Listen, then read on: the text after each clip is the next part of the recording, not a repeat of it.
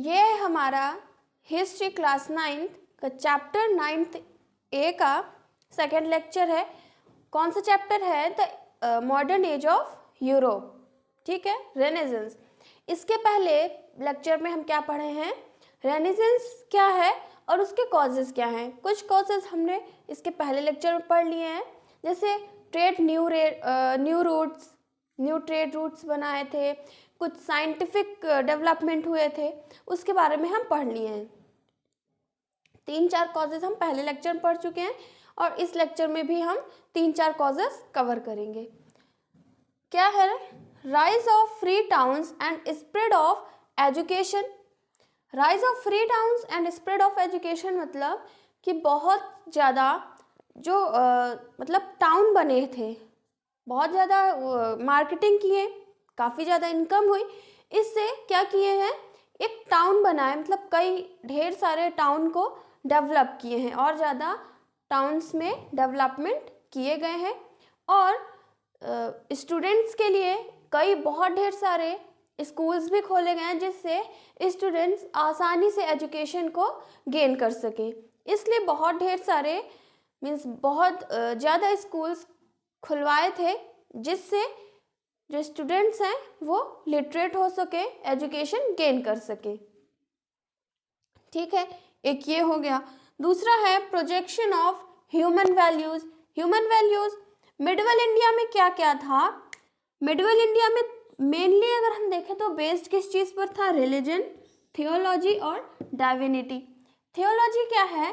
मतलब ऐसी चीज़ें जो गॉड से रिलेटेड हो। ठीक है, गॉड पर डिपेंड होना, गॉड से रिलेटेड हो। और डाइविनिटी मीन्स गॉड। मिडिवल पीरियड में ज़्यादातर लोग किस चीज़ पर बिलीव करते थे? रिलीजन पर बिलीव करते थे, गॉड्स पर, और जो भी डिविनिटी मीन्स गॉड हैं, गॉडेस हैं, इन सब चीज़ों पर ज़्यादा बिलीव करते थे। जब रेनेसेंस हुआ मीन्स उस एज में, यूरोप के उस एज में क्या हुआ? लोग जो है इन सब चीज़ से थोड़ा दूर होने लगे मतलब जो ब्लाइंड फेथ है, अंधविश्वास पर ये सब चीज़ नहीं मानने लगे और उतना ज़्यादा गॉड पर बिलीव नहीं करते थे ऐसा नहीं है, लेकिन उतना ज़्यादा जितना मिडिवल इंडिया में हर मतलब सब चीज़ डिपेंडेंट थे, या कुछ भी हो वो रिलीजन था, रिलीजियस पर ज़्यादा बेस्ड थे, तो वो सब चीज़ें ख़त्म होने लगी थी। ह्यूमैनिज्म मीन्स इक्वालिटी होने लगी थी। यही सब चीज़ें क्या दिखा रही हैं कि रेनेसेंस मीन्स यूरोप का रिबर्थ हुआ था। ठीक है, क्लियर हुआ इतना? नेक्स्ट है rise of powerful monarchies. Powerful monarchies मतलब एक तरह से powerful monarchy means powerful Kings आए। ठीक है, तो वो किंग्स आए तब भी डेवलपमेंट हुआ। कैसे? King Philips of France got the Pope arrested in 1296। 1296 में किंग फिलिप्स कहाँ के थे? फ्रांस के थे। किंग कौन? फिलिप्स। इन्होंने पोप को अरेस्ट कर लिए थे। कब? 1296 में पोप को अरेस्ट कर लिए थे। कब? 1296 में। पोप कौन होते हैं? जो चर्च में, जैसे मंदिरों में देखें तो पुजारी होते हैं, पंडित पुजारी जो होते हैं। अगर हम मस्जिद में देखें तो पीर ऐसे होते हैं। सेम वैसे ही चर्च में जो थे वो पोप कहलाते हैं। उन्हें कौन अरेस्ट कर लिए थे? किंग फिलिप्स फ्रांस के 1296 में अरेस्ट कर लिए थे, जिसकी वजह से क्रिश्चियनिटी और मुस्लिम में काफ़ी मतलब जो डिफरेंस था वो थोड़ा देखने को मिला। और फिर धीरे धीरे क्या होने लगा? जो किंग थे, king become independent of the pope. फिर क्या कर दिए? किंग को इंडिपेंडेंट कर दिया, मीन्स पोप को फ्री कर दिए हैं। जो भी पोप थे उन्हें फ्री कर दिए थे। मतलब चर्च पहले क्या था, जो वहाँ पर चर्च थे उस पर लोग ज़्यादा मानते थे या उसी पर बेस्ड थे। कोई भी चीज़ करना है तो चर्च से। ठीक है, तो ये सब चीज़ें धीरे धीरे ख़त्म होने लगी थी। समझ में आया इतना? नोट कर लीजिए, हम नेक्स्ट पॉइंट्स पढ़ते हैं। नेक्स्ट है royal patronage.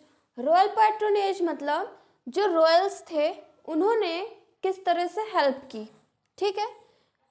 Greek scholars were invited by Francis first of France, Henry eighth and Queen Elizabeth of England, Charles fifth of Spain and Christian second of Denmark.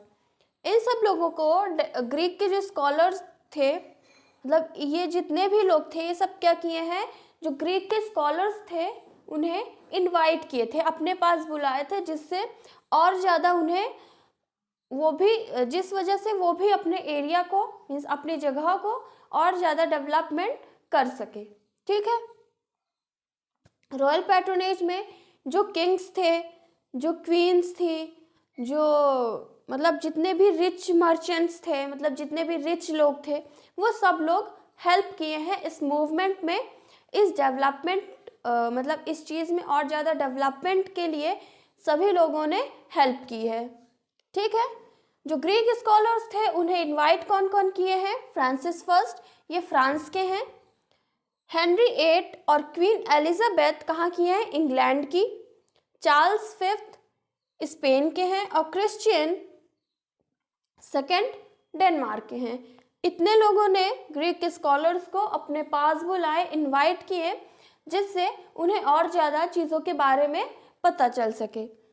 Medici royal family of Florence patronized artists, painters, sculptors and scholars like Michelangelo, Leonardo, Bertoldo etcetera. मतलब जो Medici royal family means जो Medici थे, Medici कौन थे, एक royal family means एक rich family से belong करते थे।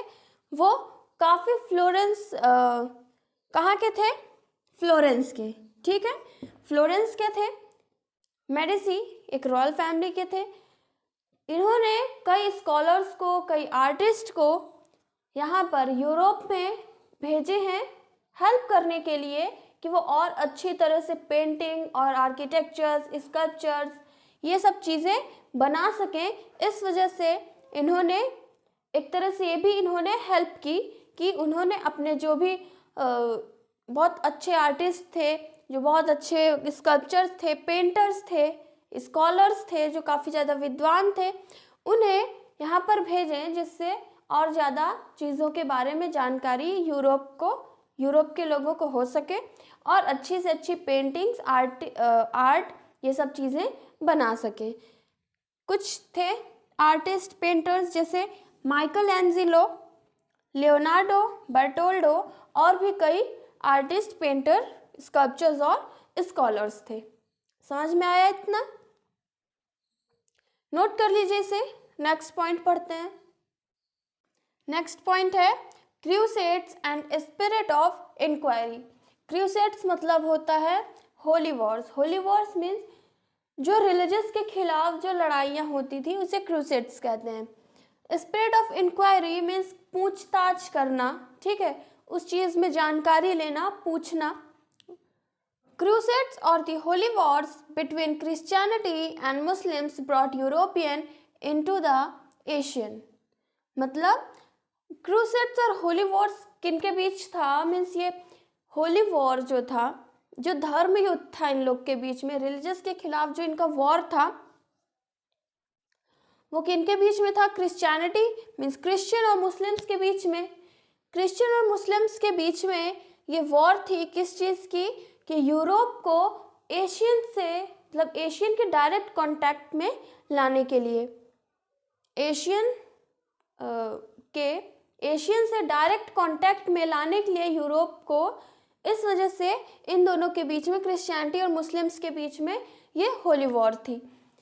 एशियन क्यों था, मतलब क्यों डायरेक्ट कांटेक्ट करना चाह रहे थे, मीन्स एशियन से क्यों मिलाना चाह रहे थे, क्योंकि एशिया में भी काफ़ी ज़्यादा हाईली डेवलप्ड जो आर्किटेक्चर है, मीन्स जो स्टाइल है, वो आइडियाज़ जो है वो काफ़ी ज़्यादा हाईली डेवलप्ड हैं।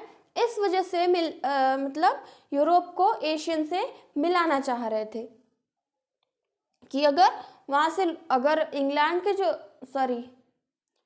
यूरोप के जो लोग हैं अगर एशिया वालों से मिलेंगे तो उन्हें और ज़्यादा जानकारी मिलेगी और ज़्यादा नॉलेज मिलेगी कि हम किस चीज़ को कैसे और ज़्यादा डेवलप कर सकते हैं, ठीक है, क्योंकि एशिया काफ़ी ज़्यादा हाईली डेवलप्ड था। It destroyed blind faith, fatalism and dogmatic. Destroy क्या क्या हुआ? ब्लाइंड फेथ, यूरोप में ये सब हॉली वॉर्स हुई एशियन के कांटेक्ट में आने से।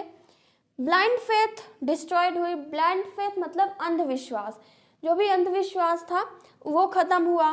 फैटलिज्म, फैटलिज्म मतलब किस्मत पर भरोसा करना, ये सब चीज़ें हटी कि किस्मत में अगर ऐसा होगा तो ये चीज़ होगी वरना नहीं होगी, तो ये सब चीज़ें भी डिस्ट्रॉय हुई। और डॉगमेटिक, डॉगमेटिक मीन्स कट्टरवादी जो होते हैं, काफ़ी ज़्यादा स्ट्रिक्ट होते हैं, वो एटीट्यूड भी धीरे धीरे क्या हुआ, ख़त्म हुआ। समझ में आया इतना? ये सब ब्लाइंड फेथ वगैरह, फैटलिज्म वगैरह मीन्स किस्मत पर विश्वास करना या ब्लाइंड फेथ अंधविश्वास, ये सब चीज़ें कब थी? मेडिवल पीरियड में थी। मेडिवल पीरियड में ये सब चीज़ें ज़्यादा थी। थियोलॉजी मीन्स गॉड पर ज़्यादा बिलीव करते थे, लेकिन धीरे धीरे ये सब चीज़ें ख़त्म होने लगी। और यही क्या है? कॉजेज़ है, मीन्स रेनेसेंस का एक रीज़न है, ठीक है, कि मतलब ऐसे लग रहा है कि यही क्या था, एक रीबर्थ का कॉज था, रीज़न था। समझ में आ गया इतना? नोट कर लीजिए। यहाँ से हमारा क्या कंप्लीट हुआ? Causes of renaissance. जितने भी रेनेसेंस के कॉजेज थे वो हम कंप्लीट कर लिए हैं।